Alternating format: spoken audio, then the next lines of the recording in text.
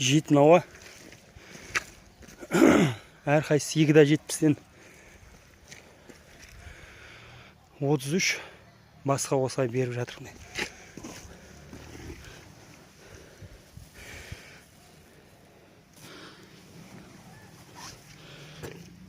Примерно басына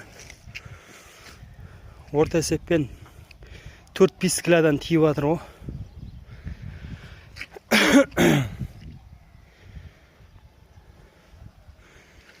Жаңбыр мына жер почет болып кетті. Осы жерде жүреді.